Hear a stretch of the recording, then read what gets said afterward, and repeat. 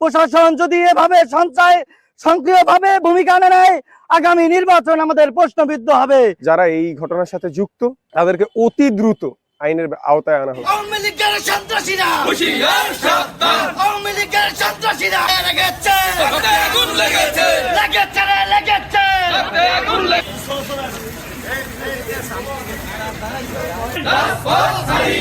হাদি ভাই ভাই নাই, ঘরে ঘরে হাদি ভাই ভাই নাই, রাজপথ ছাড়ি নাই, কষ্ট সংগ্রাম সংগ্রাম সংগ্রাম, দালালি না রাজপথ, রাজপথ direction to action, direct action, action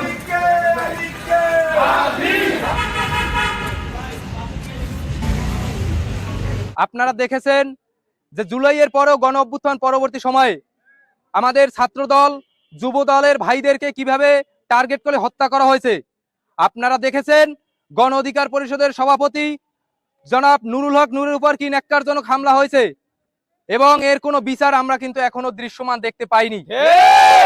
যার সর্বশেষ সংযোজন হলো আমাদের হাদি ভাই, যিনি ইনকিলাব মঞ্চের মুখপাত্র জনাব ওসমান হাদি ভাইয়ের উপরে কি নির্মম ভাবে হত্যার উদ্দেশ্যে হামলা চালানো হয়েছে। এক্সট্রিম মশার কয়েল প্ল্যান্ট ফাইবার দিয়ে তৈরি, তাই সহজে ভাঙে না, সুগন্ধিযুক্ত ও নিরবিচ্ছিন্নভাবে জ্বলে। ডেঙ্গু, চিকুনগুনিয়া বাহি সহ যে কোনো মশার বিরুদ্ধে দেয় এক্সট্রিম সুরক্ষা। তখন নির্বাচনী প্রচারণায় সবাই একটি উৎসব মুখর অবস্থায় ছিল, তখন সেই আমাদের হাদি ভাইকে জুমার নামাজের পরে সেই আওয়ামী লীগের সন্ত্রাসীরা প্রকাশ্যে গুলি করে। আমাদের এই সন্ত্রাসী বাহিনীরা যেভাবে অলিতে গলিতে ঘুরে বেড়াচ্ছে, আমাদের প্রশাসন নীরব কেন?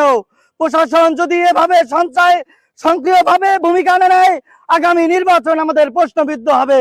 আমরা একটা প্রতিবাদ সমাবেশ করেছি। প্রতিবাদ সমাবেশটি ছিল গতকাল যে শরীফ ওসমান হাদি ভাই ঢাকা ৮ আসনের এমপি পদপ্রার্থী, তার উপরে যে সন্ত্রাসীদের অতর্কিত হামলা হয়েছে, গুলি করেছে, তারই প্রতিবাদে হচ্ছে যে আমরা আজকে একটা বিক্ষোভ মিছিল করেছি। আমরা সেখানে হচ্ছে যে আমরা বিচার চাই। প্রতিপাদ্য বিষয় হচ্ছে ওসমান হাদি ভাইয়ের উপর হামলা। তো একটা জিনিস কি যে ওসমান হাদি ভাই তো কোনো নির্দিষ্ট দলের না, সব রাজনৈতিক দলেরই সমালোচনা, গঠনমূলক সমালোচনা আসলে উনি করে। প্রশাসন আজকে যে নীরব ভূমিকা পালন করতেছে, এটা তো প্রশাসনের বা সরকারের অপারগ ব্যবস্থা।